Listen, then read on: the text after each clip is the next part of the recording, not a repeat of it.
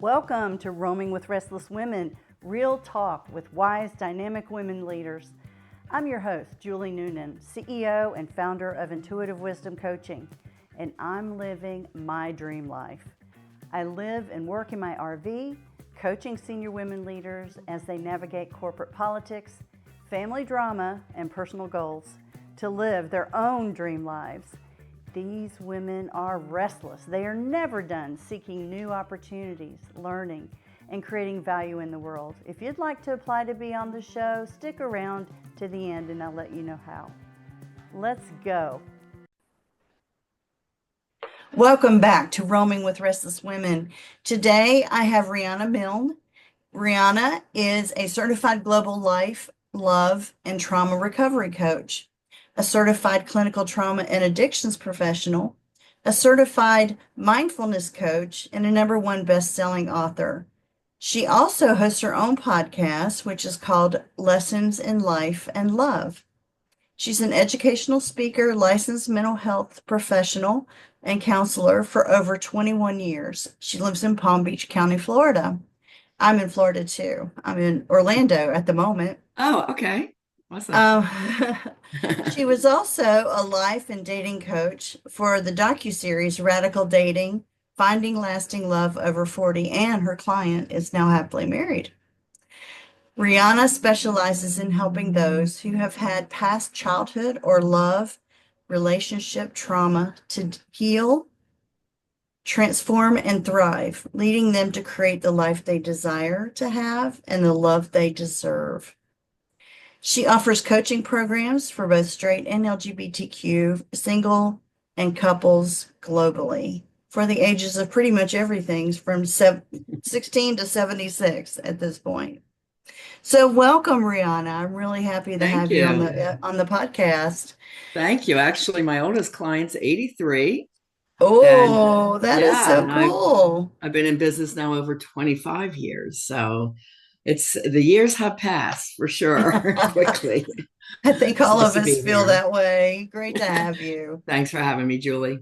And so I know that you do a lot of really deep and intense work with people around the trauma that they potentially have been through in their lives. So could you describe, first of all, what led you to this work? And second of all, what is your methodology for helping them through? Okay. So it started really when I was quite young. When I was 16, I lost one of my best childhood friends to a drunk driver. And I had asked my mom if I could go to counseling to help with processing the grief. And it was the only death I experienced. So it was quite Hmm. traumatic for me. And she said, no one in this family will ever go to a counselor. And I said, then I will grow up to become one. And that's where I set my mission in life at age 16. Wow. Yeah. So Well, because I couldn't go, I was reading a lot of self-help masters like Tony Robbins, mhm. Marianne Williamson, and the Course of Miracles, Wayne Dyer, Yes. just gathering what I could for healing and growth. And really, I started entering into mindset work, studying that as a teenager. When I was at Penn State, my best friend and college roommate was murdered by her boyfriend. So that was my second big loss. So when I Oh lost my. Michael, I dedicated back to helping people with addiction. So I'm also a drug and alcohol counselor. When I lost Corinne, I dedicated myself to anyone in toxic relationships to help them heal, grow, and escape that kind of toxic environment. So that was my purpose behind my work. I didn't get to be a counselor until later in my years because I was raising two daughters as a divorced mom. And, it just took me time. I wanted them to be in college before I could go back to school. So I went back and opened up my company, Therapy by the Sea, in year 2000. And then in 2009 and 10, I went to Relationship Coaching Institute because I always loved the coaching model. It's more educational, it's more Hmm. solution focused. And I went back to be a coach and certified as a coach. And I knew what I wanted to teach, but I didn't come out as a coach until I had a full curriculum. So that meant writing my number one best-selling book that's 400 pages, Love Beyond Your Dreams, which is about what is emotionally healthy love and what is toxic love. So people clearly knew the difference and how to heal if you were in toxic relationship. Then Live Beyond Your Dreams, its sister book, is about the mindset for success.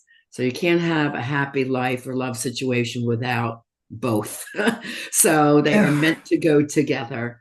So once I wrote those books, then I wrote the curriculum, which is 150-page notebooks, one for singles, one for couples, and then one on personal transformation. So when that was all done, I came out as a coach after investing in a coach to help me go global.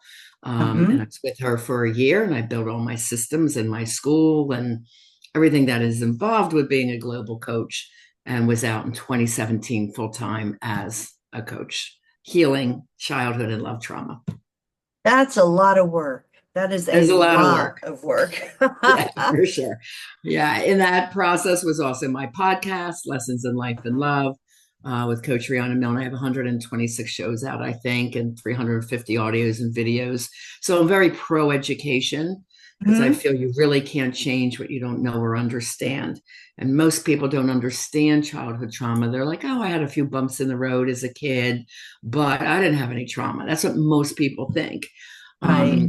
I did my trauma recovery work was after a second love trauma for me when my partner said, I don't know what's the matter with me. I sabotage everything I love. And by then I was a therapist and I'm scaling through the DSM for psychologists. I'm like, I don't know what's wrong with you either. But for me to heal, Yeah. I got to figure it out. Because even though I had a triple master's in psychology, the term childhood trauma was never mentioned. So Wow. one of the first to start speaking on it by guesting on podcasts in 2015. So people have said, you're crazy, you're making it up, this doesn't exist, it's not in the book. I'm like, I know, and it should Mm. be in the book, because this is real. So all my research is from the deeper psychological journals, and other books that are cut into my books and my programs. And that's how it started, because I needed to heal myself. And then I was finding all this great research that was healing my therapy clients. And I was kept giving them note sheets, and they're like, "You got to put a book together." And I'm there, yes, in my spare time. So that's how it Right, all came right. together over many years. And 2012 was when I put the childhood trauma checklist together that anyone can take for free on my website. It's my name, rianamilne.com, and just go under quizzes. But that's a very easy 10-second questionnaire, and you can see what traumas did exist. And like I said, when we're young, we kind of just normalize those traumas. Well, we don't really know any different when we're young. Right. Yeah, And it's just normal right. to us. Yeah. Well, and the funny thing is, a lot of times that people will deny it not because they're in denial of it. They just, like you said, they normalize it and then they have to stumble at some point. Yeah. I mean, Sometimes in order to realize that yeah, the it's real. research shows childhood trauma goes through at least 3 generations. So if you notice that you have some of the top 10 traumas, definitely mom and dad had them, and so did the grandparents. Severe cases also changes DNA, like the Holocaust victims. The Yes. DNA of their lineage shows very high anxiety people. Okay, why? Because of Wow. the anxiety that they suffered. So the science behind it is fascinating. I love that a study came out in 2016, Kaiser Permanente group out of California came out with the ACE test. But I looked at it, I'm like, they're missing so much. Oh, Like as a wow. therapist, I was working with kids from foster care. That wasn't on there.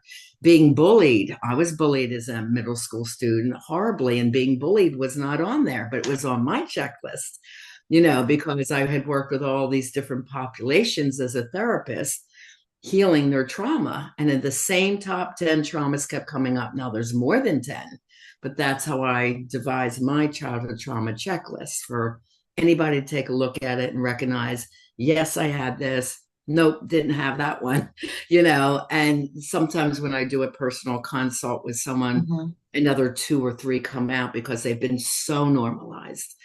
Like I had Wow. a Yeah. really beautiful African American woman. She went through, and I said, "Any physical abuse?" She goes, "No."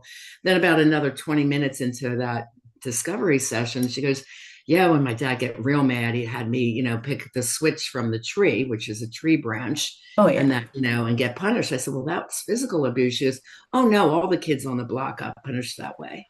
So that's a perfect example of normalization. And working in the schools with students kindergarten through college, if one of my elementary kids students told me that, I would have to call Division of Youth and Family Services because that child is being abused. So Hmm. the normalization runs deep. And then the Oh, for patterns, sure. yeah, the patterns that we go through are so ingrained in your subconscious that they stay with you as an adult. And unfortunately, when they're not healed, this is where choosing not the right partner comes into play. Yeah. So is that the main outcome that you see most of the time from an unresolved childhood trauma is It impacts us in life, love, and business, all okay. three areas. And actually, the research shows it impacts people in 7 life areas completely. Like one is health.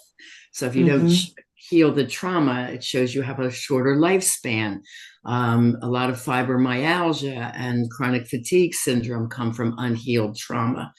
Irritable bowel, stomach issues, migraines. And then there is the relationship section, and then there is mental health issues, emotional issues, and for children, difficulty in learning. And I was a counselor in the schools as I'm doing a lot of this research. And, I had my kids meditating and I use music therapy. And I found if I could calm their cortisol down, the memory and focus increased. So many kids are just, oh, they don't focus, their ADHD, give them a pill. And I'm Oh, like, yeah. no, let me try these things first. So we got the behaviors to be better. We got them to calm down. I taught to them to communicate their fears and needs. And with that, the ADHD symptoms were not there, but they were coming out of traumatic homes every morning. The cortisol was so high, they can't focus. So it was really interesting work, and I could help, from young people all the way to older. But, as a telehealth person, I work with 16 and up, unless I have coaching clients already. And then if their children are struggling, kind of a gentleman who was struggling, and he wanted me to work with his 11-year-old son because the son was really upset with his father and Mm, starting to act out and disengage from the family. So with that situation, I will work, with a parental permission that with somebody younger. wow. Yeah. Oh, how do you yourself keep yourself in a good mental health situation as you're dealing and listening to the trauma of others all the time? I like to ask this question All day, every of my day. friends. Yeah, of my friends who special. I have a few friends who specialize in healing trauma, just PTSD and other kinds of trauma. And I've talked to them about what it takes for them Yeah. to maintain their equilibrium. So I wanted to ask you the same question. Well, when I'm in focusing on my client, that's all I'm focusing on for the hour, right? Mm-hmm. I do have a great sense of humor. I love to dance. I love nature and the beach. That's why I live in Florida. Mm-hmm. I have a great fiance and a group of friends, about 60 of us, that get together every weekend. So, life balance is really important to me. Mm-hmm. And I've been studying mindset since I've been young and teaching what I have called and trademarked the mindset for success. So, what you think about comes about, and the thoughts that you have in your mind either create joy or anxiety and depression. So work is work and play is play for me. And, couples time is really important to me. So I love my work because I've seen so many life transformations in my singles, my couples, my teens, that I do it because it's a place of love. And I was in their shoes, my singles who have been through toxic relationships or with a narcissist. I understand that. I've been there. and I get their pain. So it's nothing that's new to me or scary for me to treat, right? So I'm just impassioned, and they know I'm there giving solutions and teaching every day things that they can do. My system is trademarked, and it's all based on my research, so it's time tested, 25 years with thousands of people. But it's nice to save a family because I'm rebuilding a couple, but Right. they're taking the toxic behavioral patterns that they learned growing up or they witnessed into their love relationships. And this is why their marriages are falling apart. So with a couple, I look at partner A, partner B, and the third entity is the relationship cycle that they Hmm. keep getting stuck in. So I have to heal trauma for the first person and the second person, teach them to understand each other's triggers, teach a new way of communicating, and then change up the whole relationship dynamic. So it's intensive work. It's not like a fluff program. They're with me 4 to 6 months, but all trauma work says it takes about 6 months to Yeah. change the subconscious patterns that are so ingrained into full conscious awareness, so that they are thinking before they do say, text, write, everything, is this the best for me and everyone involved? So they're really becoming more consciously aware. And when both partners do, it really helps change the dynamic of the relationship. This episode is sponsored by me. So, as a special gift to you, our listeners, I offer a free one-on-one 15-minute breakthrough session. Bring a problem and experience how coaching works to see if it could be of value to you. Sign up for an available time on my website, intuitivewisdomcoach.com. And so one of the things that I try to do with this podcast is to gather from all of my guests some words of wisdom. So, from your own personal life, where did you stumble, have a catastrophe, have your own trauma that you had to? You described a couple of them already, but Yeah. what lessons did you learn personally through that now inform all of the work that you do with others? Well, I lost Corinne at 23. I was pregnant with my first child, who was born at 24. And I married my college sweetheart, who at 26 ended up stealing $200,000 from my mother. So here I had two little baby girls and a husband I did not trust. And when there's no trust, you lose love. And I knew I would be better off alone. I didn't know Mm. how. I'm a highly faith-based person. I just believe God's got my back. And so I divorced at 26. There was a $750,000 bankruptcy due to his business failure. Plus, I had a $200,000 debt that I had to take on because of what he did. So I worked 5 jobs most of my adult life, raising my girls, paid the child support, ran a model and talent agency from the age of 26 to 36. This is why I couldn't go back into college. I didn't have the funds to go Gotcha. then. Yeah. I was in survival mode. But despite that, learning the business skills that I had learned in Philadelphia, where I grew up, I worked for a radio station. I was a promotional model for the top station. And I had a brilliant boss that knew marketing like you couldn't believe. And he says, "Hun, you always got to do something different than everybody else." So I always kept that in mind. And my model and talent agency, I opened with my first month's rent. I couldn't get a loan due to a bankruptcy. I never got a business loan to grow my businesses. It was always, I can figure this out. And Hmm. within 6 months, I won at the International Model and Talent Association. I won an award for educational excellence. By the first year in business, I won School of the Year, and this is international competition. So I went from 4 clients my first months to 25 in a waiting list. And back then, because I didn't have the money for advertising, we did community service. So I always got pictures in the newspaper. I always got television coverage because we were giving back Nice. to the community. And in that way, the company just grew and everyone wanted to be a part of this fun talent company because I had model singers, actors, and dancers. So I was helping people in Erie, Pennsylvania reach their dreams and goals in the talent business. Then I was bought out by a New York firm. So moved to New York and I had these 2 locations. So even my own daughter sings on multi-platinum CDs. So that was her dream. But they all learned Mindset for Success to help them reach the level that they wanted to reach, being a small town person. So one wanted to be a rockette in New York. She became a rockette. One wanted to be an actor in television, particularly Baywatch. We meditated on that. He ended up on Baywatch filming in California from Erie, Nice. PA. Okay, so I've been doing mindset work for over 40 years now. So even my coaching clients and therapy clients get mindset work because that changes everything. It sure does. Yeah, I also am a big fan of mindset work and Wayne Dyer and that whole movement. I firmly believe in making sure that your mind and what you're thinking about is what you are heading towards, and at the same time enjoying where you are right then too. exactly. Yeah, for sure. So you also have dealt with and talked about signs of narcissism Okay. and sociopathic behavior.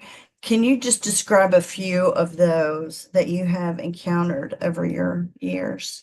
Yeah, I love Dr. Hare's checklist, the sociopathic checklist. And a lot of people says, "Oh, I had a narcissist," and when I talk to him, I'm like, "No, you had a sociopath." Now, where do those types of people come from? Certainly, they're not born that way, right? So, the childhood trauma checklist, if they're scoring high, like 9 to 10 traumas with an intensity level of 9 to 10, this is where Mm-hmm. narcissists and sociopathy come from. Okay. Unfortunately, these people went through extreme trauma as a young person. This is what led them to their behavior. But certainly there are all kinds of signs.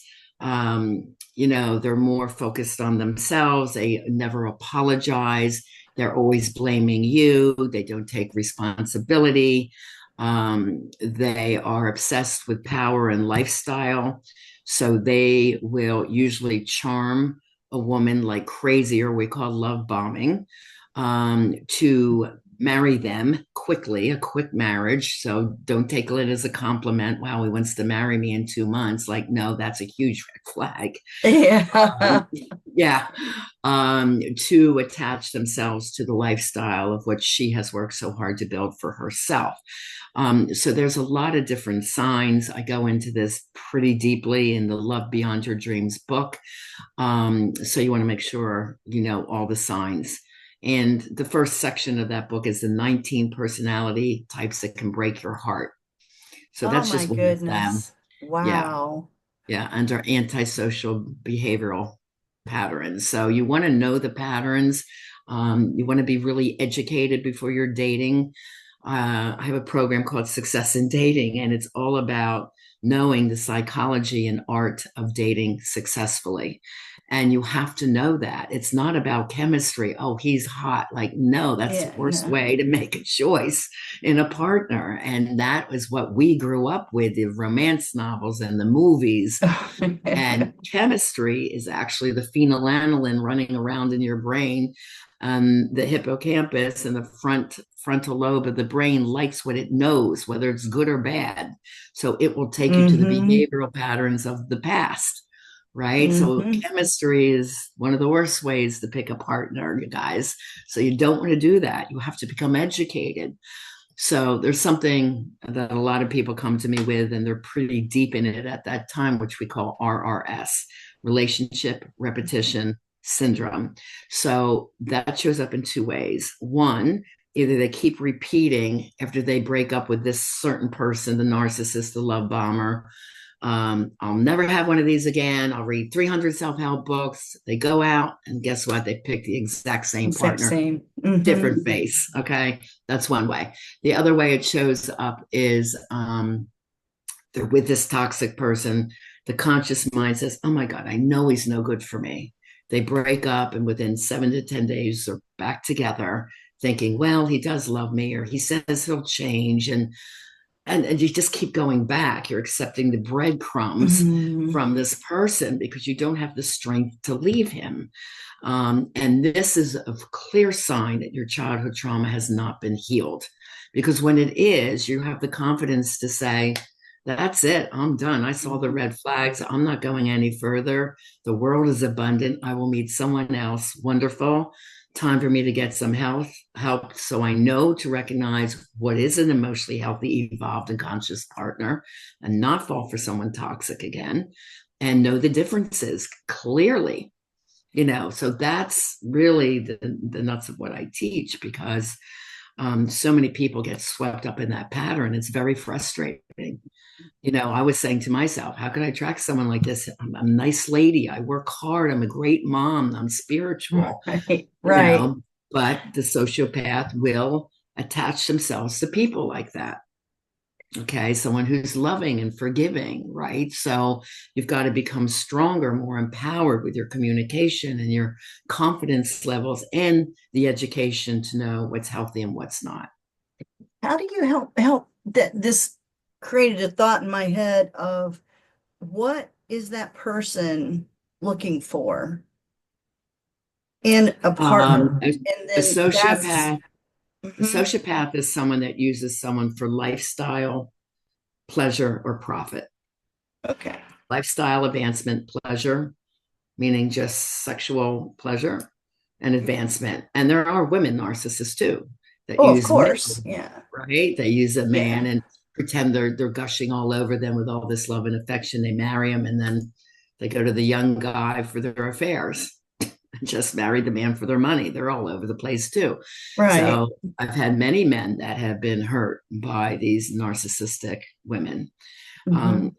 You just got to be careful out there. You got to know what you're doing when you're dating, and it's not about chemistry. That's the number one thing, because they're excellent at love bombing. So if you're coming into a relationship and you're not confident and emotionally sound, like if you're pining for that love attention because you didn't get it from mom or dad, then you are suspect to attract a narcissist. Again, trial and trauma is not our fault. It's just Yeah. the experiences that we go through as Hmm. kids, right? We're not looking at this stage of our life to blame our parents or to feel guilty about anything. No. It's like looking at it as a fact. Okay, yes, I have 6 of these 10 traumas. I want to heal them. Now, what do I have to learn and do to make sure I am not chasing that man that love bombs me and uses me? And it's Yeah. true, Julie, a lot of women use sex to get love. And then they're like, why do I never have a man commit to me? I said, because you're giving him sex on date 1 or 2. What are you doing? Mm. And they're just lowering that self-esteem to hopefully have them fall in love with them. But that Right. is the art and psychology of dating successfully. You're never Right. going to get your partner by lowering your standards. It doesn't happen that way. Mm-mm. Absolutely not. Yeah. Well, I'm glad that you're out there educating the population about all of these relationship issues and where many of them came from childhood trauma, and bringing that to the Yes. front. Because regardless of if we think we had it or not, we've probably got some kind of childhood trauma. You just don't live life without some kind of trauma at some point. Well, yeah, 2021, the research shows 100% of us have childhood trauma. So it's just looking at the list saying, oh, yes, I did have this. Now let's fix it. When Yeah. I was doing my research in 2012, my numbers came up with 90%. And then there was kind of like a joke. Well, the narcissist will never admit that anything's wrong with Right. them. It's everybody Right. else. So that's the 10% that did not admit to, oh, I don't have any of these. No, no, no. My childhood was perfect, So that's kind of the standing joke. But 2021, it showed 100% of us have at least some of the traumas on my checklist. Yeah. 100%. Well, I will tell you, I've really enjoyed this. I've got 3 questions that I ask at the end of every episode. I wish we had longer, but Sure. let me ask you my 3 questions if you don't mind. So for the Sure, of first course. one, if you can close your eyes Mm-hmm. and imagine, show me or tell me what appears in your mind when I say the words wise woman. Um, I see like a warrior, someone that has overcome challenges. In Buddhism, we call this the Earth School. We're here to learn many life lessons and The wise woman is a warrior that overcomes those challenges, learns a lesson from them, moves on, becomes stronger, wiser, and happier through the process. Absolutely. That's perfect. Thank you. You're welcome. The next question that I have is, where do you like to roam? I love the beach, anything tropical. I guess it goes back to my family vacations. For 2 weeks, we had my father. He was gone a lot. We did not know he was FBI and CIA. Oh, But this wow. is how we supported the family, but we never knew when daddy was coming home. But we had him for 2 weeks in Key West, Florida. And I said, Oh, "Daddy, one day I will live here. One day I will live in Florida." And I just love the palm trees and the night air, getting out of the cold winters of Philadelphia. And here I yes. am in Florida. Well, my last question for you is, what makes you restless, but in a good way? So I would say my word that I would use instead of restless would be, what do I like to feel challenged with? I am always learning, always wanting to know what's going on. And it depends. It could be a world event, like when COVID came out. I was a fiend studying the doctors, the researchers, should I Yeah. get this vaccine or not? And everything my intuition was saying, no, no, no. And I was just like researching to get the answers. So I took that on for like a year, and I worked full time all day and was watching videos at night. And I was coming across factual information that is only now allowed to come out in media. So it was Uh, very frustrating, that I had this information but couldn't talk about it because we would have mm, been banned, right? So it depends what's going on. Like in our world, this whole financial changeover is happening right now. And for survival, you have to be on top of it. As women, you have to educate yourself. What is Bitcoin and altcoins? What is, the best way to invest in the stock market? I mean, mhm, I am a coach and I have invested probably in at least 18 coaches. So I'm always taking on the next thing. Like right now, I have an AI coach, and developed a very cool mhm, chat bot for my website. And I'm there talking French and Spanish with my AI clone, which is really cool. So I'm mhm, always looking to learn the next thing because learning is exciting. You're always mhm. growing. And when you're growing, life is exciting. When you stop growing, and Tony Robbins had a quote, if you stop growing, you're dying.